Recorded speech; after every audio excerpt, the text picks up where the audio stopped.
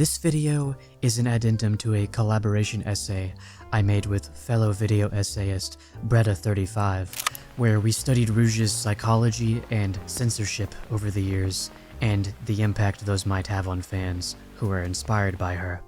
You can find that video in the description. It doesn't really matter which one of these you see first though. Instead of going off track with this video to explain what makes vector of change and static characters, which will be a topic later, I also recommend for those unfamiliar with these concepts to pause this video and watch The Soul of Sonic Stories by Al the Boy, linked in the description. Over the course of researching for the video with Bretta, I was struggling to comprehend exactly what sort of character archetypes Rouge belongs in. Is she a wildcard character?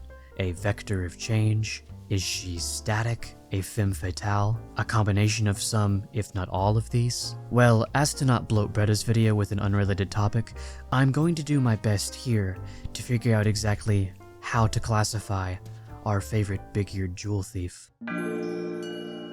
One might think of Rouge as a wildcard character, someone who has no loyalties and acts purely in her own self-interest, only siding with others when it benefits her. According to TV tropes, wildcards don't necessarily lack a moral compass. However, by nature, these characters can be unpredictable in what side of a conflict they will take, if any, at a given time. For those familiar with Rouge, you might be thinking this description doesn't fit her, but I wouldn't disregard it entirely. I believe Rouge's debut in Sonic Adventure 2 shows, at least in this game, that she is a textbook wildcard. From the start, it appears she is solely interested in completing her undercover job for a reward. She isn't loyal to Eggman, Shadow, or the government, but after Shadow saves her life, Knuckles shows similar selflessness, and she helps to save the world. Rouge is awakened to new feelings within her, a desire to care about things other than pretty jewels. This mirrors development seen in other wildcards, such as Han Solo from Star Wars, who starts off acting purely in his own self-interest, but deepens bonds with his new friends over time, eventually becoming truly loyal to them. He sheds his wildcard persona completely. No one wildcard is the same. TV tropes even describes Knuckles as one, and some never develop past their selfishness, remaining static. So although Rouge could really only be classified as a true wildcard in her debut, she continues to love jewels and is still capable of betraying others for her own interests, except of course Omega and Shadow, who she is the most devoted to.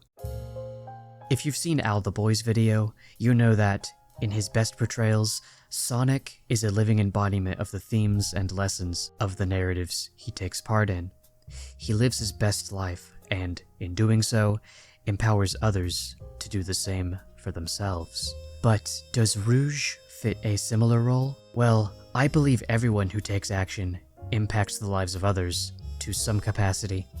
In a way, you could say pretty much everyone is a vector of change, but I'm only going to use this term for those who embody this theme significantly. Rouge's life being threatened on Prison Island was the first time in SA2 that Shadow showed care for another person ever since awakening from his 50-year sleep, which was the beginning of him remembering what Maria's true wish for him was. When Knuckles saved Rouge and apologized for being so hard on her, this opened up his mind to care about protecting something other than the Master Emerald. In Sonic Battle, her concern for Shadow's well-being allows Tails and Emerald to continue on their own path, whether she intended this outcome or not. I do think the vector of change term applies to her enough for it to be used for her.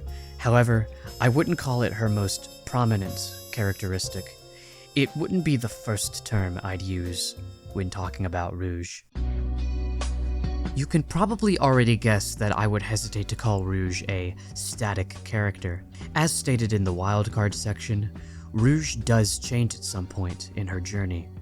While she might not develop significantly, if at all, after SA2, I'd call this less of an intention to make Rouge static and more a result of her lessened importance in these stories over the years. I believe the writers just haven't been given the chance by their higher-ups to develop Rouge much since SA2. Probably her most prominent role after that was in Sonic 06, where her loyalty to her friends is displayed more than ever before and since.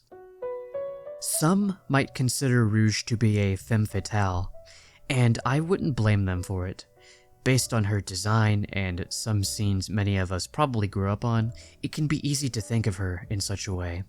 But let's look deeper to see if she even truly qualifies for this role. By definition, a femme fatale is someone who uses seduction to manipulate others into helping her get what she wants. There are unfortunate implications with this stereotype, as it has been used in the past to objectify and fetishize women. But I don't think Rouge is portrayed in this way, at least not in the games. She does tease people and, depending on the voice direction, has a sultry voice, but she doesn't really fit the traditional femme fatale role, manipulating others with her charms to get what she wants. And by the way, I don't think femme fatales necessarily need to seduce others with their bodies to qualify. They just need to manipulate others with their respective desires and have a sort of flirtatious air to them, even if they are manipulating through means other than sexual. I recently watched Batman the Animated Series, which happens to have at least 2 characters of its own that might fit this archetype. Poison Ivy, I think, could be described as a femme fatale. However, she only occasionally uses seduction to get her way, and she doesn't even use it in most of her appearances in this series. I think she probably comes across as attractive to many fans, more as a result of her cleverness and determination than anything else. The writers and animators didn't always exaggerate her features, or had her deliberately act flirty, at least not early on. She does act flirty sometimes, but it doesn't totally define her personality, and is just a tool she uses under very specific circumstances, or just to mock her opponents. Catwoman, on the other hand, uses seduction far more often than Ivy does, and yet, part of that actually comes from her having genuine feelings for Batman. Sometimes she's genuinely coming on to him, other times she's just trying to distract him. To be honest, it can be hard to tell which is which sometimes, but similar to Poison Ivy, her flirtatious moments don't totally define her personality. Outside of her feelings for Batman, her true motives lie with stealing precious jewels and artifacts, sound familiar? And taking care of cats, especially endangered ones. As a small side tangent, I think the lesson to take away from the writing behind these Batman characters and Rouge is not to try too hard to make them attractive. What really endears people to characters, what really makes them attractive, is their personality, their determination to get what they want, or the respect the viewer has for them for trying, even if the character doesn't always succeed. If it makes sense for them to use their charms to get their way, that's fine, but over-sexualizing characters for the sake of it risks dehumanizing them and making them less interesting, and can lead to the femme fatale archetype to come across as fetishization rather than respectful. To be honest, I'm not very educated on this topic in particular, so I encourage those more knowledgeable about this archetype and the way women have historically been portrayed in media to dive deeper into this topic in the comments, so we can all learn something. Sometimes in Rouge's depictions, particularly in Shadow Generations and Sonic X, the camera portrays her features unnecessarily prominently. But the writers for the games never wrote it into her personality to be overly physical and showy with her body towards others, at least not in overtly sexual ways. My friend and fellow content creator Robopo describes Rouge as a family-friendly version of a femme fatale. I personally think Rouge is just barely, if at all, qualified to fit this archetype. The official Sonic Heroes manual describes her as follows. Her external appearance suggests a careless character, but she is actually calculating and manipulative, basing her actions on potential gain rather than abstract morality or manners. I find this interesting because this seems to show that, at the beginning of Heroes, she intends to only use Shadow and Omega to brute force her way to Eggman so she can steal from him, before, of course, forming bonds with her new friends. It feels as if there is a femme fatale aspect to Rouge the writers have wanted to explore in the past, but in my eyes, it hasn't really come through much.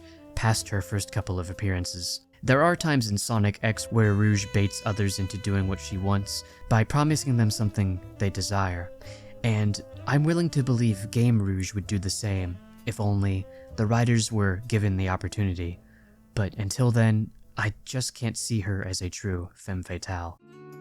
Until recently, I actually never thought very deeply about Rouge. I always liked the character.